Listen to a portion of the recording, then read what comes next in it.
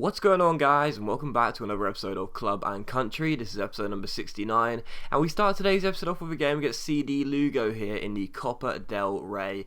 Now, of course, the Copa del Rey is our trophy. We won it last year, our first piece of major silverware in Spain, and it was absolutely awesome. We beat Atletico Madrid on penalties. So coming into this year, were we going to be lining up with a strong team in our first game in our defence of the trophy? Absolutely not. 11 changes made to the team from the previous game because, quite frankly, CD Lugo are a Segunda Division side with us in, three competitions this year, obviously the Copa del Rey, La Liga and the Europa League, doing very well in the latter two.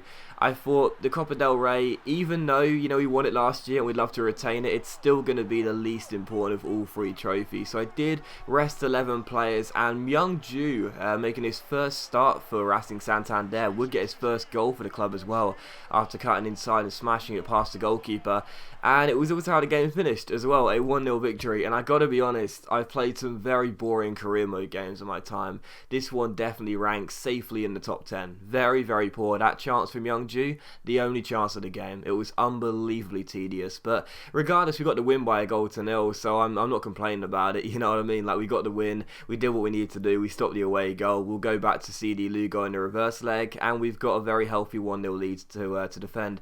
So yeah, there you go. It was a boring game, so, sorry about that, but even so, we came through with a win, and we rested all the players, and that meant everyone was going to be fully fit for this game against Rosenborg 2 days later. But will we revert back to our first 11? No, we wouldn't. And you're probably wondering why that is. Well, it's because Rosenborg are sitting bottom of our Europa League group. We're sitting top 4 games in. We need just 1 point to guarantee we need 1 point to guarantee a top of the group finish, as we've already guaranteed qualification. So coming into this game, Ruben Blanco came back in. I think he was the only first 11 or regular first 11 player in the first 11, because quite frankly, we don't really need to worry about this game either, because this is just a problem this year with the way Racing Santander are as a team. It's so hard to manage the fatigue of these players because so many of them have poor stamina. This game was being played on Thursday night, and the CD Lugo game was being played on Tuesday night. So you only had 1 day's rest between these two games, and then we had another game on Saturday. So it's just ridiculous how quickly these games are coming, but that's just one of the problems with playing in the Europa League. Still, in the 33rd minute here in this game against Rosenborg, they would actually win a penalty, and I was really frustrated about it because Christian Portu was the guilty player for us. But it was annoying because when the shot came in, it was so obvious that what I was trying to do was block the shot with the square button, and in the end, he does get the shot away. It hits the post, or it might have hit the bar actually, but a very good attempt regardless. And then he just falls onto the challenge by Porto and wins a penalty. And is that a penalty? I mean, you can see why it's given. I always say that. You can see why it's given, but I personally don't think it was a penalty myself. Regardless, Jensen stands up and chips it straight down the middle, and unlike in the Copa del Rey final, Blanco does stand on his feet, doesn't fall over, and catches the ball and keeps it at 0-0. So that must be how to stop penalties now. Just keep on doing all the animations at once, and you'll stop the penalty, or just make sure it doesn't go in. Still, it's 0-0, and the penalty is wasted. And I have to say, I think justice was served there. Again, maybe you guys disagree and think it was a penalty, but I thought justice was served. That wasn't a spot kick in my opinion. Regardless, there was some sad news here in the second half. Tunkara had to get replaced by Mariano actually came on instead. Mariano, because Tunkara did get himself an injury here, and sadly, as you'll see after the game, he is going to be out for 2 months with what I believe is a broken elbow. So yeah, very, very, very frustrated there, because Tunkara has been a great backup striker for us this season, playing understudy to Ayoza Perez, and obviously he came in last year on loan. We signed him on a future fee deal. He's been great for us, Tunkara. I really do like him. So that's a real shame he'll be out for 2 months. And maybe Buena Casa, who was set to leave the club, at least on loan in January, he may well have to stay here for a bit of cover. Still, the following chance fell to Rosenborg, and Ruben Blanco made a good save. And in the 86th minute here, Madran had a free header about 12 yards out, and it was a really poor miss. But as you can see, the game did finish as a 0-0 draw, and apologies for this as well. I've done this a couple of times now. I was rapidly tapping X there to skip the animation when the ball went out for a throw-in, and in the end, the game had actually already been finalised as a 0-0 draw as the referee blew for full time. So sorry about that. You didn't get to see the final animations. Regardless, a 0-0 draw against Rosenborg. It was a pretty balanced game in all honesty. They missed a penalty, and I felt we played pretty well in some patches, but in the end, I think it was a deserved draw for both teams. And as you can see, Fiorentina as well, they did win their last game against Krasnodar. However, because of the goalless draw we just had against Rosenborg, we did get the 1 point we needed to guarantee a top of the group finish. So very pleased with that. No disrespect to the other 3 teams, but I definitely felt as though we should be getting through the group. Didn't know if we'd be able to do it top of the table or not, top of the group, but that's how we finished, and I'm really pleased with that. It shows great progression. Like I said, we're beginning to get a much better team now, and yeah, I felt as though we deserved to finish top of this group with a game to spare. To be honest, we've been fantastic in the Europa League.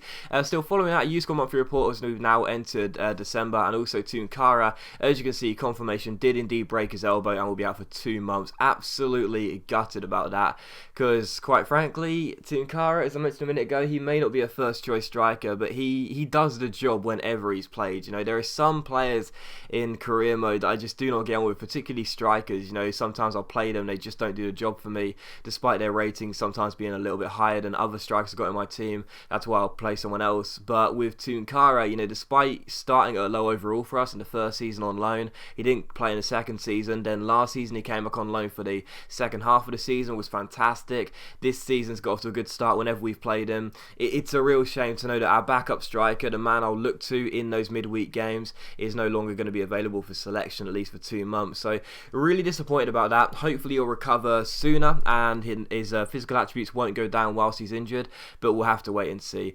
Still following out, we have ourselves a squad report as well, so you can see how the players are doing. Jese Rodriguez now an 81 overall. I am so glad you guys chose for us to sign Rodriguez ahead of Morata. Obviously Morata would have started and you know, grown presumably just at the same rate as Rodriguez, but Rodriguez has been in great form already, so you know, I'd stick with what we've got right now in Rodriguez over than, you know, bringing in Morata in January if that was available. You know, if we could do this, do the transfer over Rodriguez or Morata, and I made the choice based on this, I'd always choose Rodriguez. What a fantastic signing he looks to be, so thank you very much for that. And the squad is progressing really nicely, loads of healthy attribute changes there, which is what we like to see. And also look at the league table, still top, 16 games in, 11 wins, 5 draws and 0 defeats, still the only undefeated side in Spain with 38 points accumulated, 2 points ahead of Barcelona.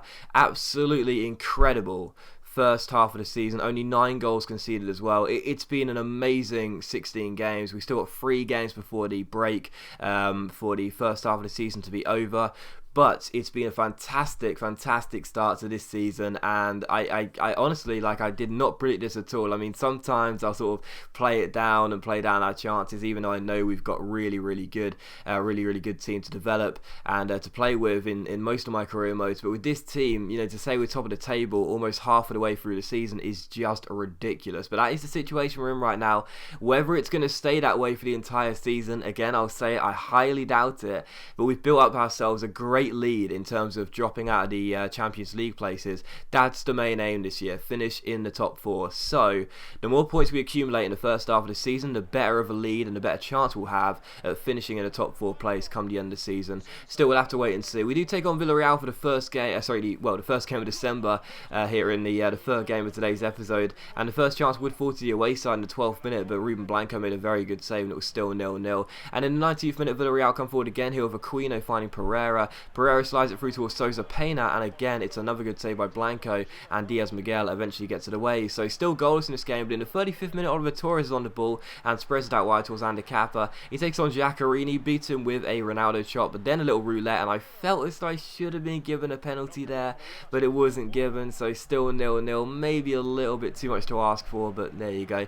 Still 0-0 as the ball is cleared out for a throw, and Diaz Miguel finds Kappa, who crossed the ball in quickly. Perez goes for the header, it goes up in the air, and Torres' spinning kick, if you will, goes over the bar and behind for a goal kick. So still 0-0 in this game. And in the 41st minute again, Ander Kappa sends the ball into the box with a cross, but this time Rodriguez gets on the end of the header, gets on the end of the cross with a header, and it loops over the goalkeeper and does go in. So I just mentioned Rodriguez there. I am just really liking this guy, you know, I really am. He is an awesome player for us on the left or up front, a really good player, and Rodriguez now gets his 7th goal in La Liga. He is a big reason as to why we are currently sitting top of the table. In the 45th minute though, Obiang got himself a booking, and the significance of this is that he's going to miss the next game.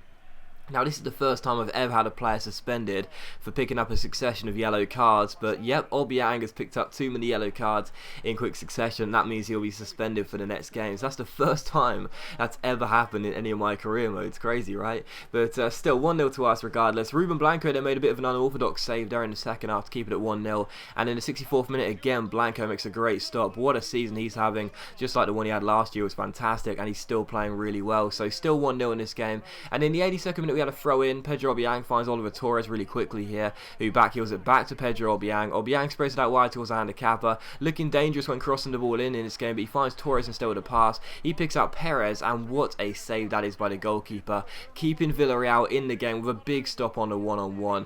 And the significance of that, well, in the 88th minute, unfortunately for us, Villarreal would indeed equalise with just a couple of minutes to go.